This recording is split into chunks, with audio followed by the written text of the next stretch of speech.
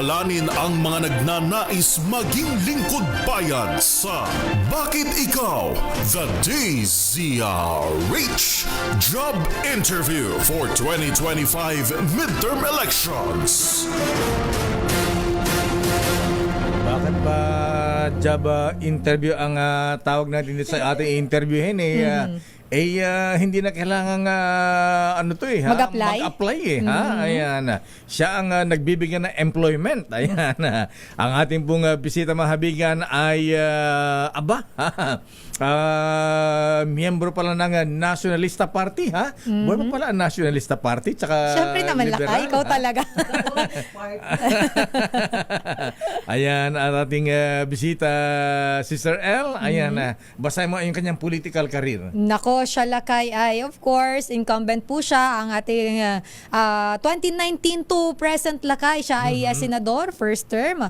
At ang kasalukuyang hawak niyang komite ay Committee Urban Planning, Housing and Resettlement, Social Justice, Welfare and Rural Development, Foreign Relation, Electoral Reforms and People's Participations, and Cooperatives Lakay. And siya Lakay ay dating gobernador ng Ilocos Norte, 2010 to 2019, 1998 Lakay to 2007. Siya naman ay kongresista ng ikalawang distrito ng Ilocos Norte. Ayan, sa amin yan, sa 2nd District, sa Pinili, Batak, Corimao, Badok. 1984 Lakay naman, member siya ng Batasang Pambansa.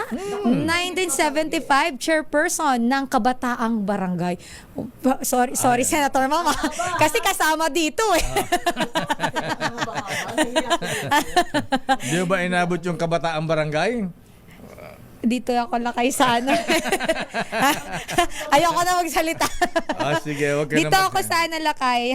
Siya ay kongresista ng ikalawang distrito ng Ilocos Norte. Okay, sige. Huwag tayong Barangay SK. Ma'am, pakipindot yung... Ayun, Ayan. sana ba ito? Ayan. SK kasi yun Lakay, ikaw naman. SK, SK sige yun na nga. ngayon.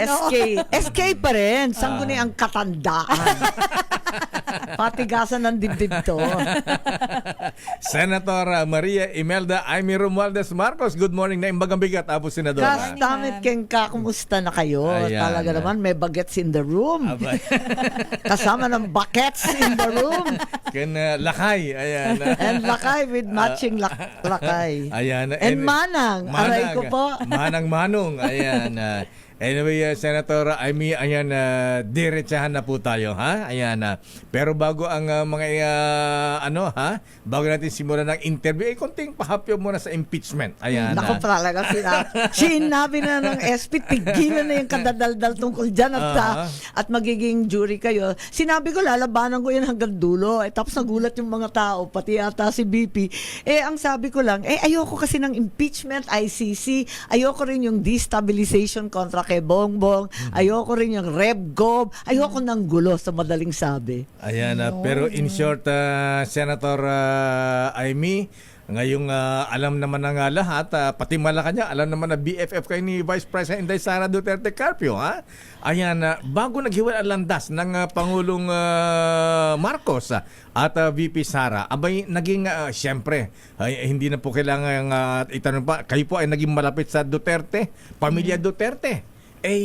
Kumusta po ang relasyon niyo ni VP Sara? Kayo ba nag-uusap pa?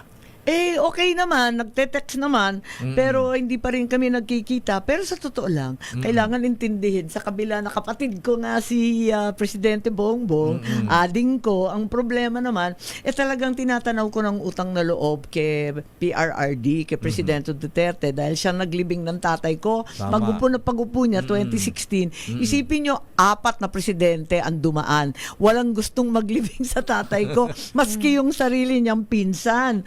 Kaya bilang panganay, ako talaga nagsumikap na malibing. Pagkatapos noon, alam naman ninyo, kinampanya kami ng todo noong 2019, naging senador ako. Tapos si BP Sara nag-tandem kay Bongbong at ang laki ng ambag niya sa pagpapanalo nila noong 2022. May utang na loob talaga kami at tinatanaw ko yun. Yung iba nakakalimot siguro, dala ng ambisyon sa 2028. Ayan naman. At yun. Kaya para sa akin, ang hirap. Ako'y maka-Pilipino, makabayan, makamahirap, makakapatid, makikaibigan. Kung bibigyan kayo, Senator Amy, ng pagkakataon, handa ba kayong mamagitan or maging peacemaker sa pagitan ng kapatid at ni Vice President Sara o kaya ang dating Pangulong Digong?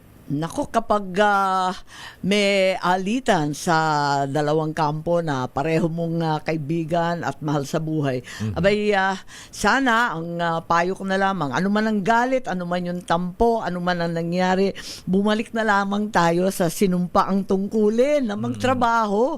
Hindi naman yan ang tunay na problema ng Pilipino. Kailangan na bumalik sa presyo ng bigas, bumalik sa kakulangan ng maayos na trabaho sa kabataan, sa tulong sa matatanda at may kapansanan. Yan ang IME solution na kailangan hanapin. Wow, IME solution. IME solution. Pero Senator Amy, ma'am, kasi na-interview po si VP Sara nung nakaraan, nag-ano po siya, parang Press con po nung, nung, tama. nung Friday. Opo.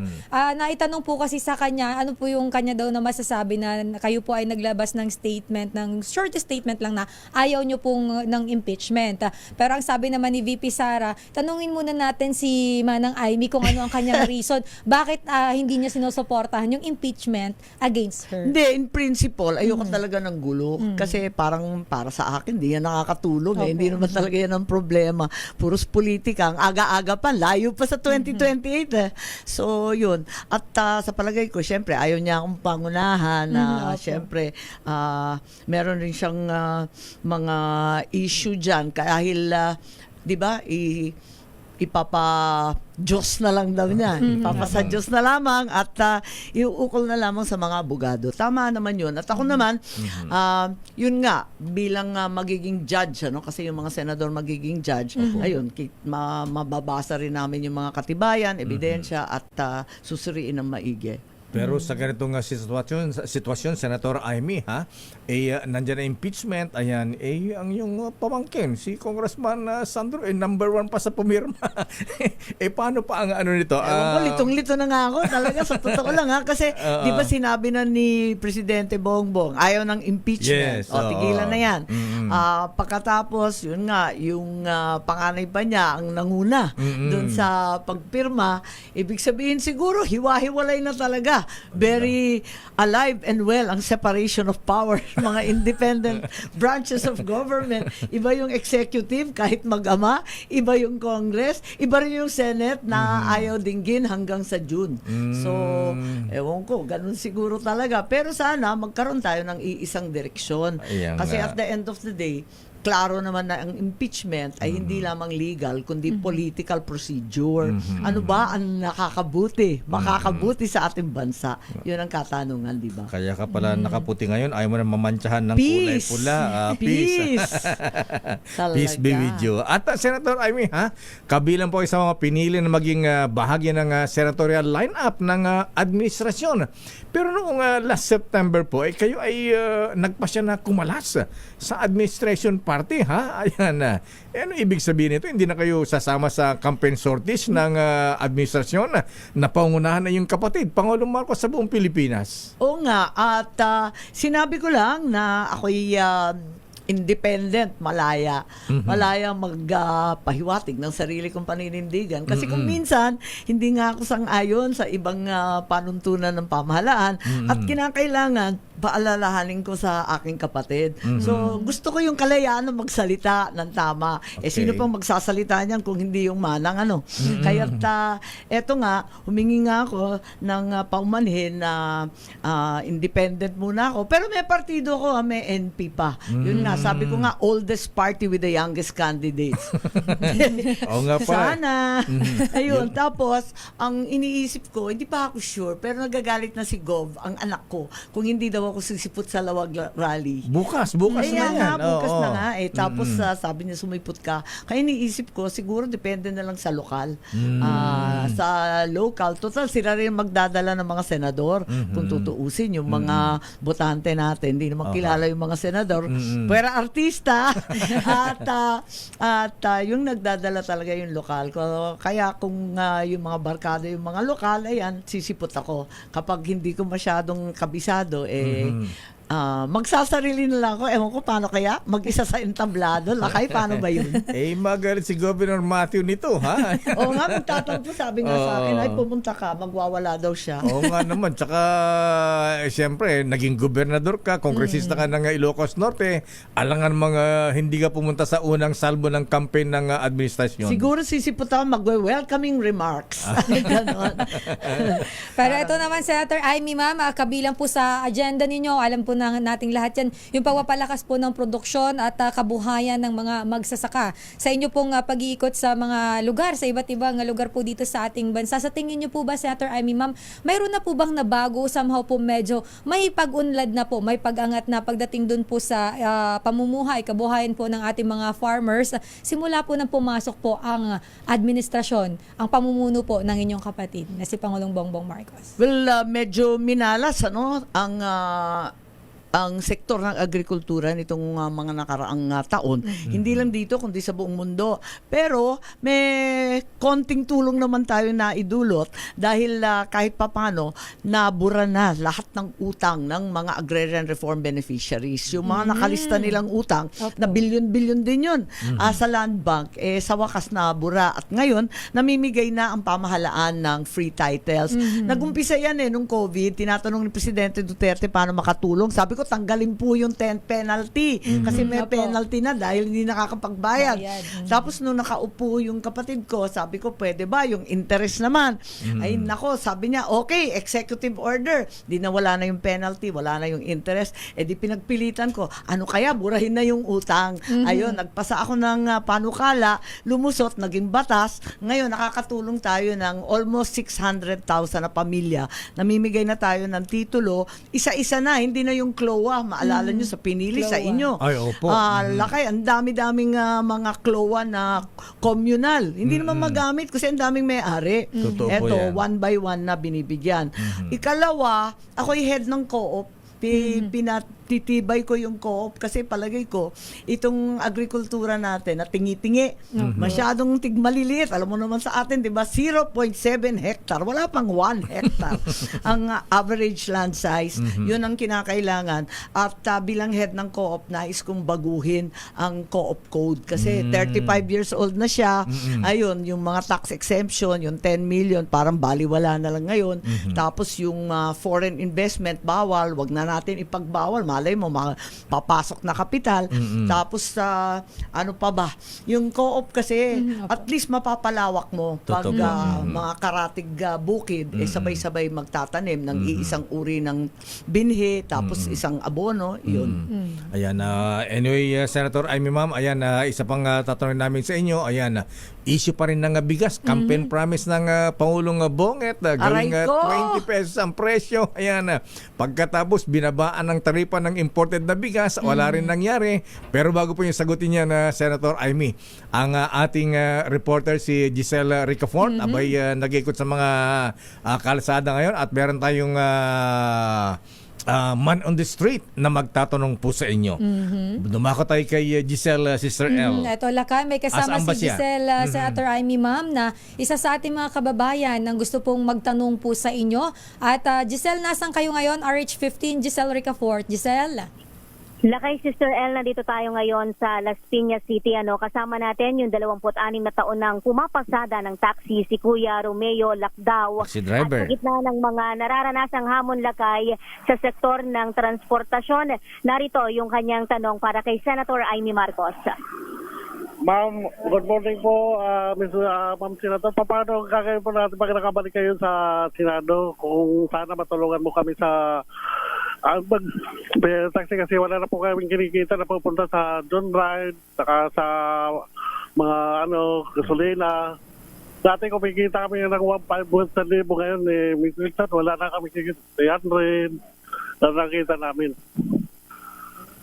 Ayan na. Tama yan. Talagang hirap ngayon lahat ng transport sector. Mula sa taxi hanggang sa jeep hanggang sa ating mga toda. Hirap na hirap talaga. At ang gasolina, unang-una nanggaling sila sa lugi eh. Dahil lockdown ng lockdown, dalawat Opo. kalahating taon. Talagang Totoo hindi yan, kaya mamasada. Yung namayagpag pa, yung mga kolorum. Angkas, kolorum. Ayan, yung mga kolorum at kung sino-sino. Kaya talagang kawawang-kawawa yung transport sector. Hard hit sila. Para sa akin, nakakapikon din eh. Kasi nung 2 linggo makalipas, di ba nagtaas ng Opo. presyo? Ay, oo, Ang bigat to, taas. 3 pesos 25. 270. Oo, bigat ano? Diesel. Pagkatapos, 270 yung diesel, 325 yung gasolina. Pagkatapos, nag-anunsyo, tuwan-tuwa na ako, sabi nila, babagsak daw yung presyo. Nung inanunsyo yung bagsak, 20 centimos. Naku naman, nanloloko naman to, pambirang buhay to. Kaya ang aking panukala, unang-una, kinakailangan siguro mag-government to government na importasyon na ng ating langis. Kasi yun ang ginagawa ng tatay ko noon eh. Nakikisuyo dito sa mga karatig bansa, yung mga kapitbahay sa ASEAN, Indonesia, Malaysia. May langis yan eh. At saka nakakausap mo na pwede ba wag na munang kumita yung mga dambuhalang oil companies. Ikalawa, sinasabi ko nga na dapat tanggalin na yung VAT. Ayan. Kapag lumampas yung presyo ng labis-labis, wag na magdagdag ng 12%. Kahit bawasan ng kalahati, 6%. Di at least 3 pesos to 6 pesos ang bawas niyan. Malaking tulong na yan. Bigyan natin ang Pangulo ng kapangyarihan na ibagsak yung VAT. Kasi yung VAT, nararamdaman natin yung excise tax. Ayaw Totoo po pumayag yan. ni Secretary Recto. Masyado raw malaki at saka baka yung mga kumpanya raw ang makinabang hindi daw ipapass on sa consumer. VAT na lang. At saka isa pang may dagdag ko lang, Senator Amy, nabangin niyo ang dating Apo Perdi. Ha? Ayan, noon time niya merong oil OPSF. Yes. Oil Price Oil Stabilization Fund. Pwede ba ibalik yun? Naku, paano natin ibabalik yung kamote nating budget? Pakawalang kwenta ng budget. Kung maayos sana yung budget na yan, may pera tayong katulad noon na tuwing tataas ng labis-labis, isa-subsidize ng kaunti ng pamahalaan, lalong-lalo na dun sa small consumer. At kung mga namumuhay, halimbawa, taxi, transport, yung gobyerno ang magbibigay ng increase para hindi naman maramdaman ng todo-todo kasi talagang sapul, masyadong mataas. Totoo yan. Yung sinasabi ng manong driver natin, totoo Kuya yun. Ayan, Kuya Romy Lactao. Ayan. Kuya. So, kontento ka sa sagot ni Senator Amy at meron ka bang katanungan sa kanya? May iba pa ba ako? Yan ang gusto ko sana, kasi napapatay na yung kabuhayan namin, napapunta na sa motor, sa mga, kolorom. Sana, Madam Kabayan, sana masolusyon sana yung mga problema Ilocano? namin. Kasi, Ilocano pala ito. Waray. Waray-waray. Ito saman po. Sos, Ginoo, waray-waray, waray upay, waray pera. Galing ako sa Tacloban kahapon, Tolosa, Tanawan gihapon. Sos, talaga, kaluoy ang aton mga drivers. It's really malaking problema talaga lahat ng transport sector dito sa gasolina. At kinakailangan talagang tutukan niya ng todo-todo.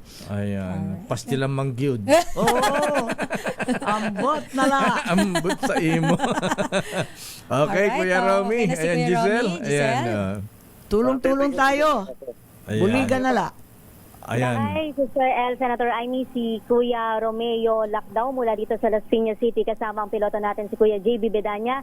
Ito si Giselle Ricafort para sa DZRH, una sa Pilipinas, una sa Pilipino. Maraming salamat, Giselle Ricafort at taxi driver na si Kuya Romeo Lacdao. Bakit ikaw? The DZRH Job Interview for 2025 Midterm Elections. Abay, saan lagay mga Ilocana nito? Bisita tayo, Sister El. Bisaya Mandong. Waray-waray pa. Day. Oo nga.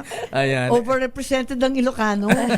Sobrang dami na natin nagkalat sa mundo. Sinabi po ninyo, ayan. Anyway, Senator, Maski sa US na TNT, Ay, Ilocano oo. pa rin. Aray ko po. Hanggang Alaska, hanggang Africa. Grabe, walang takot eh. Sugod ng Ayan, sugod, oo. biskisan. Hanggang Iceland, Antarctica. Ang sabi nga may Ilocano sa mas maraming bansa kesa sa UN. At Oo, lampas-lampas eh. Miski yung mga bansa na hindi kinikilala, andun pa rin eh. Ayan. So anyway, Senator, ay balikan ko yung tanong ko kanina. Oo Campaign promise ng Pangulong Marcos ang 20 pesos na kada kilo ng bigas. Ayan. Ito nga po yung latest, ibinaba na ang taripa ng imported na bigas. Ayan, 15%. Nagbaka sakali pero wala rin nangyari. Ayan, mataas pa rin po ang presyo ng bigas. So, paano ang dapat strategy na gawin dito, Senator Amy, para yung political commodity, sabi nga nila na bigas, dapat bumaba. Abot kaya ng ating mga mahirap na kababayan. Yun na nga parati ko sinasabi, ang DA, alam ko mahirap ang trabaho ninyo, pero wag naman puro paandar, nahihilo na kami. Unang-una yung taripa, nag-umpisa yan sa 50%, binagsak sa 35.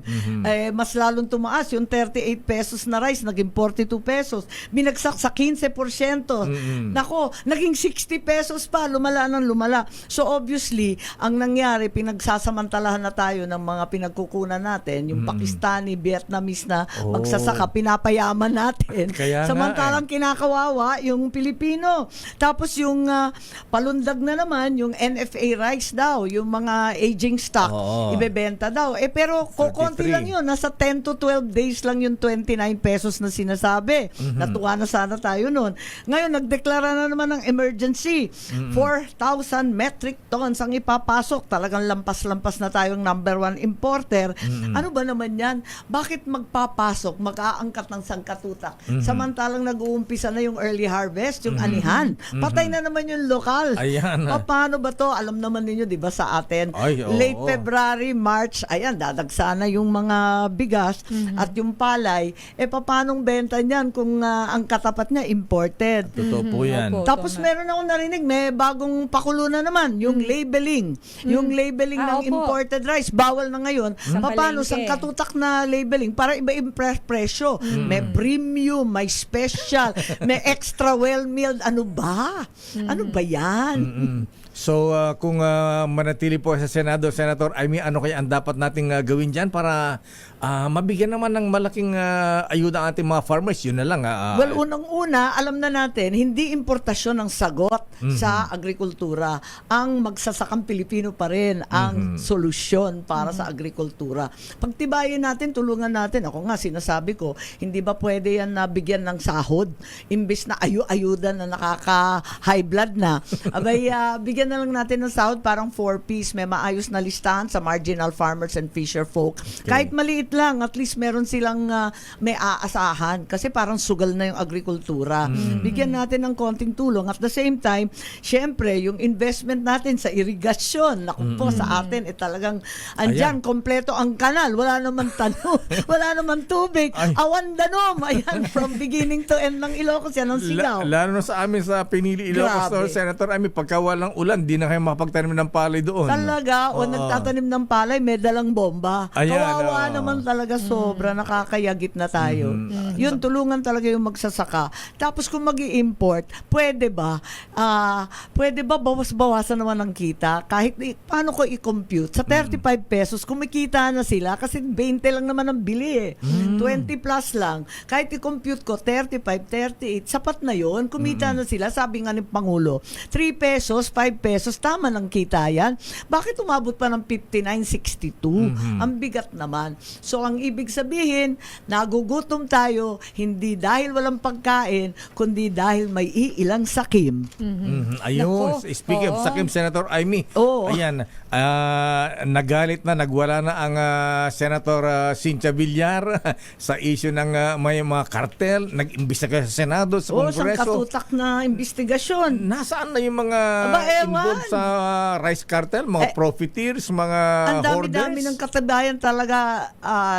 2015 pa yon, katutak na investigasyon. Tapos pinaltan pa namin yung rice tarification. Tapos pinaltan pa namin yung agricultural economic sabotage, capital offenses, at walang bailable. Naku, ano ba yan? Wala naman nahuhuli. Tanong ako ng tanong sa DA kasi nauso no nakaraang taon, di ba, yung picture taking sa mga bodega. Raid ng Yes, bodega. tama, oo. Nauwi ba sa asunto yon o hanggang photo op lang? Nag-selfie lang ba tayo?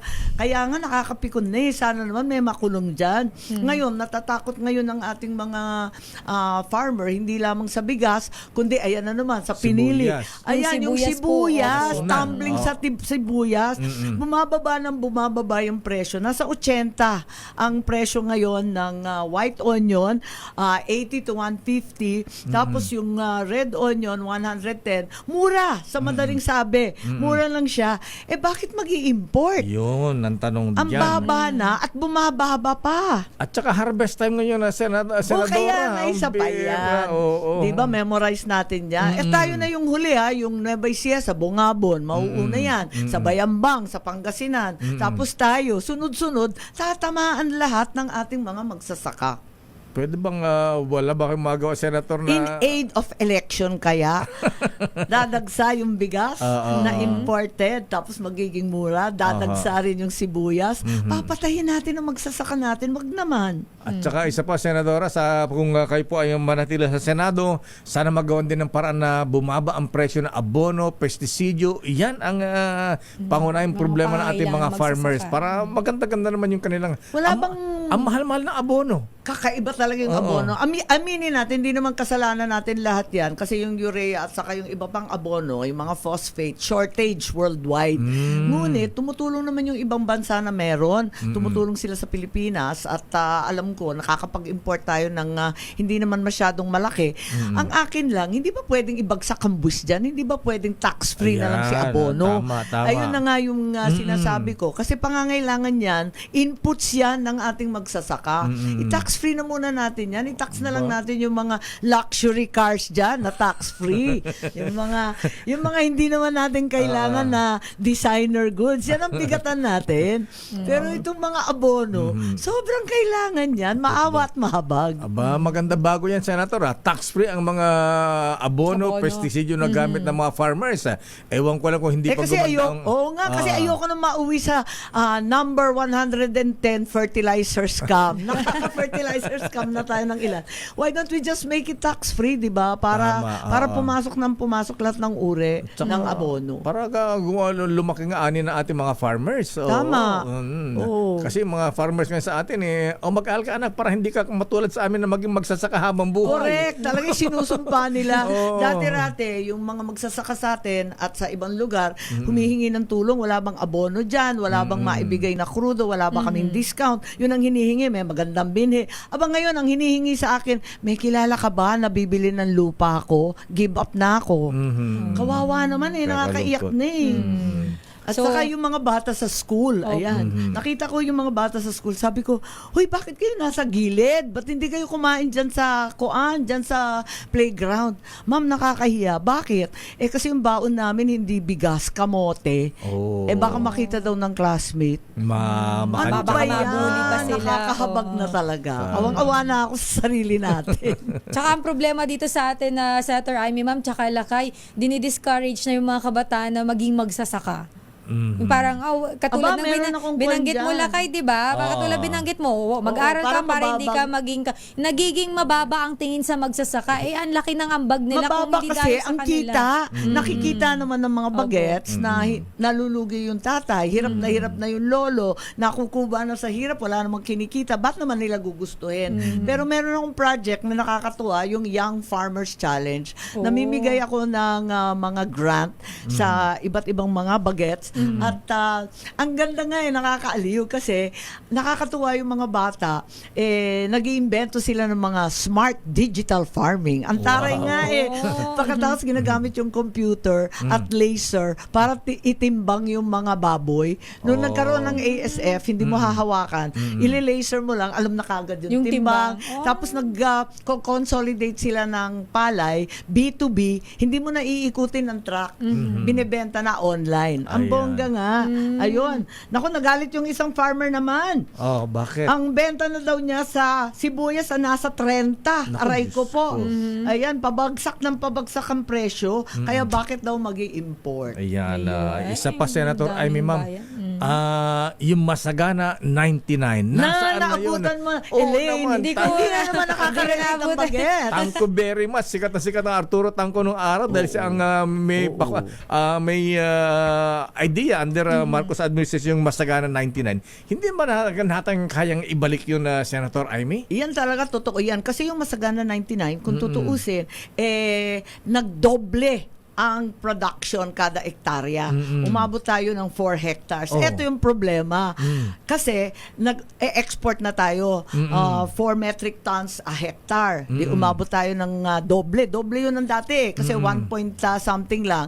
Tapos sumikapan ni Tangko at Tangko very ng much. ating Rice Research Institute, yung IRI. IRI sa Los Baños, Todo Research. Tapos nagawa nila ng paraan. Umabot ng 4 metric tons per hectare. Ang problema, dekada 70, hanggang ngayon, nandun pa rin tayo sa 4 metric tons.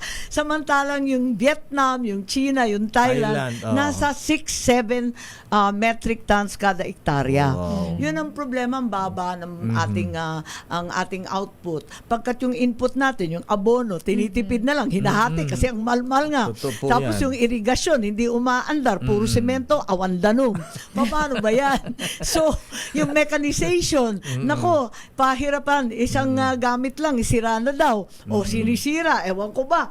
Kaya't yung mga bodega pa natin, problema pa yan, kulang na kulang. Pati bodega na nakartelize na daw, na mafia na daw yung mga bodega kasi kulang na kulang. Ang dami nating problema talaga. So, yun. We need to up the productivity. Umabol man tayo sa 6 metric tons per hectare. Huwag tayo mapako sa dekada 70. Totoo po yan. Samantala sa ibang issue naman, Senator Amy, meron po kayong mungkahi na lawakan pa po yung sakop ng 4Ps. Ano po ba yung sa tingin ninyo na kailangan i-improve pa o mga idagdag dito po sa 4Ps? At kung may kailangan man pong baguhin o mas pagandahin po kasi po di ba yung pagsala ng mga miyembro ng 4Ps nagkakaproblema dito minsan. So sa tingin nyo po, ano pa po yung pwede natin gawin para mas ma-enhance, mapaganda po yung 4Ps? Well, sabihin ko na yung totoo, masama ang loob ko dahil kinaltasan ng 50 billion ang 4Ps program.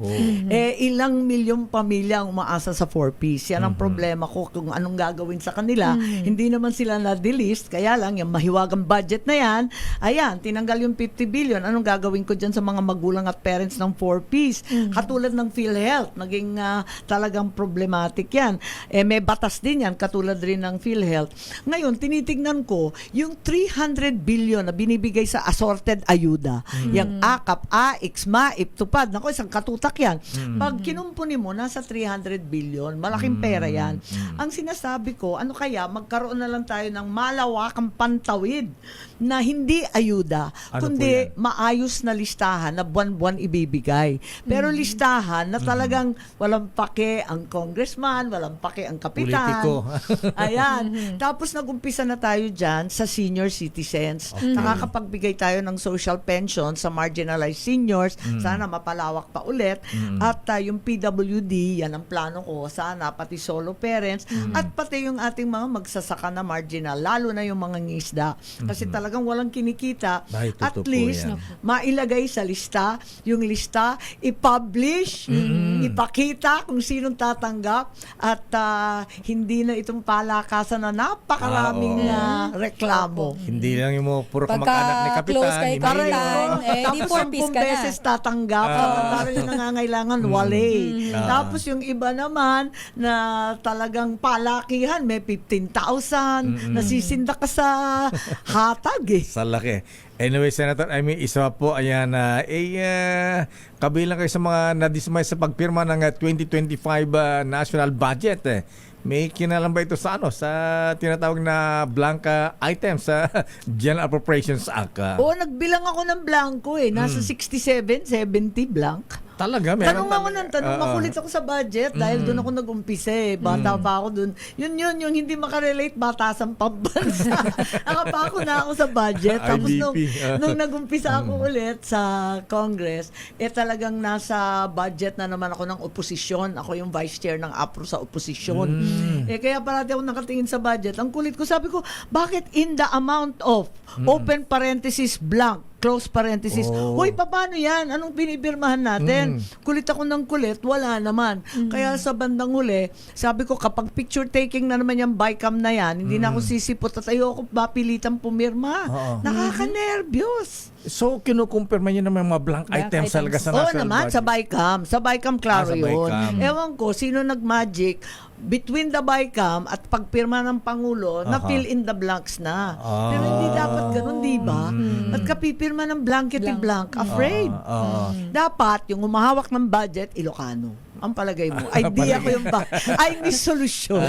Dapat may discarding Nakirmet, Ilocano. tipid. Ayan, Para maayos, masinop, Oo ayan, nga, maingat, ayun, walang waldas. Ayan. Sino nag-fill up ng fill in the Yung blanks? mga Ayun ang blanco. nagka-magican. Ako'y nagtataka. Sabi ko, give up ako dyan. Huwag ninyo ang asahan. Kahit ako vice chairman dyan, natatakot ako sa ganyan. Sabi ng kapatid niyo, sabi ng presidente, hindi, wala namang mga fill, wala Nung umabot sa kanya, yung pinirmahan niya, napil-upan na. Ang hindi ko maintindihan, isipin mo, DPWH, 1.3 trillion. Tapos hinihingi ko, ano laman nun? Kasi gusto natin, di ba, na kompleto yung mga flagship project. 1.3 trillion, nakasulat lang, various infrastructure project, VIP. Isang linya lang, 1.3 trillion. Sabi ko, sino kaya si VIP?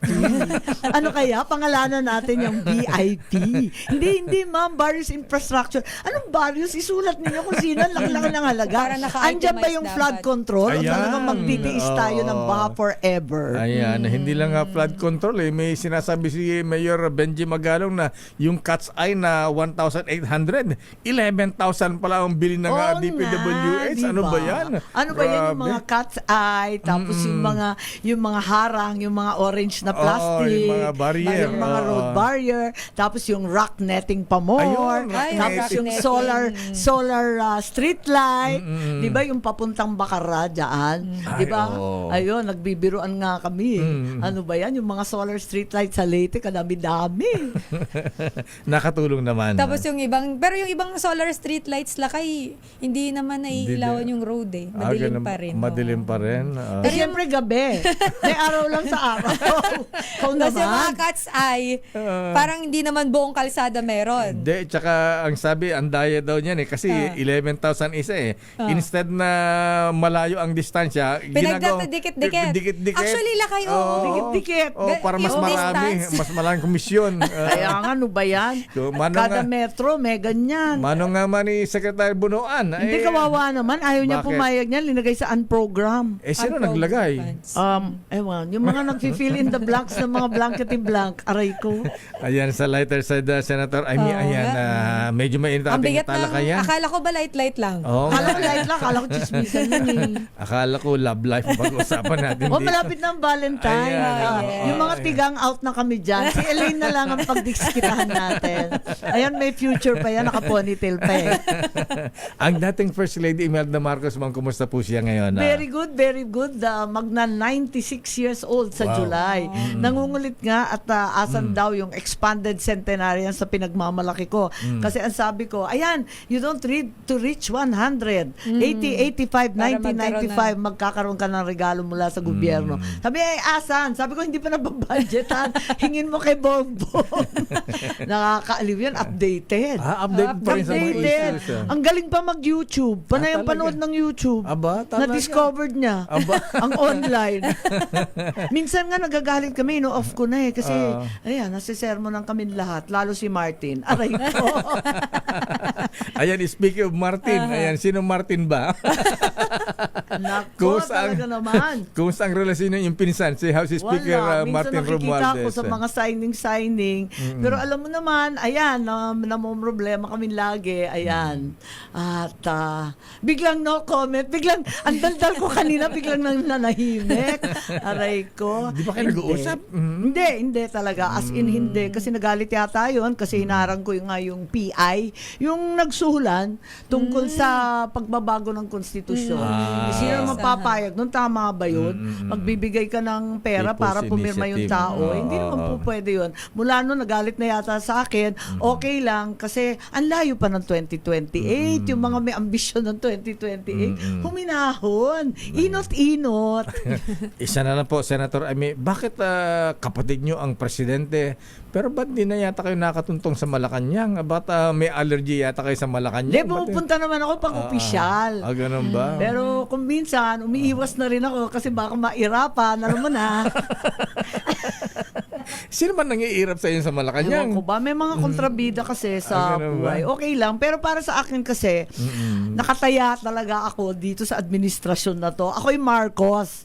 Yung iba dyan kasi, hindi naman sila Marcos, hindi nila pinagdaanan natin. Yung ibang Ilocano talagang nagdusa, tinanggal sa trabaho, yung loyalista, pinahirapan. Ang haba ng panahon, 36 years inantay. Huwag tayo magbulilyaso, please. Talagang gustong-gusto ko maging matagumpay, makatulong sa tao, at iahon, hindi lang ang bansa, kundi pangalan din namin, please lang. Ayan, At tuloy. may katanungan na Senator Amy, ma'am, ito mula sa ating news center. Maraming Ilocano daw nakikinig ngayon at gusto nilang malaman kung magkaaway o may tampuhan daw kayong magkapatid. Ni Pangulong Bongbong Marcos. Hindi naman, okay naman. Okay naman kami. Yun nga lang, syempre, nagtatampo ko minsan kasi sinisit ako, alam mo naman.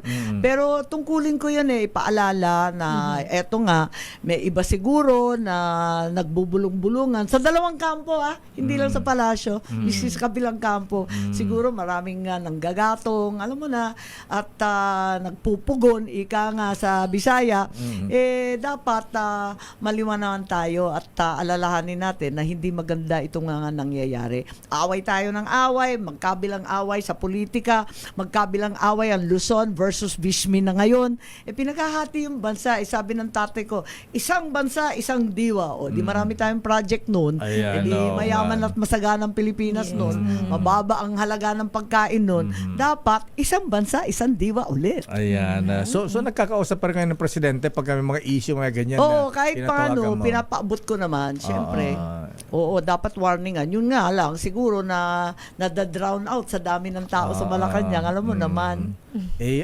Ang First Lady Lisa, kumusta po kayo? Wala, hindi ko masyadong linalapitan kung minsan umiiwas lang ako. Bakit naman? Mahirap na mahirap na. Baka wala sa mood.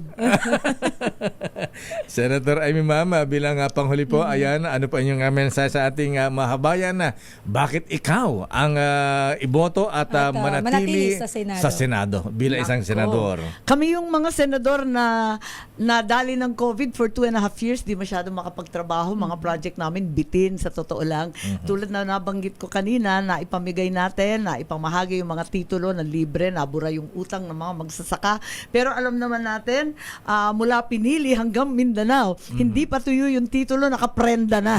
Kaya importante na tulungan pa rin ang mga magsasaka at mga isda para bumagsak ang presyo at maging food secure talaga ang Pilipinas. Maliban doon, kinakailangan ito, pinupush ko yung malawakang pantawid para sa lahat ng Pilipino. Wag na yung ayuda na kanya-kanyang palakasan. Higit sa lahat, ikalat na natin yung regional hospitals. Yung nanay ko nagpatayo ng heart center, ng Yeah. lung center, Yes, kidney opo. center. Yung pangarap niya, dapat daw sa lahat ng probinsya o lahat ng region man lang, may ganon. Para Specialty hindi luluwas sa hospitals. Maynila at Oo. napakamahal nga magkasakit.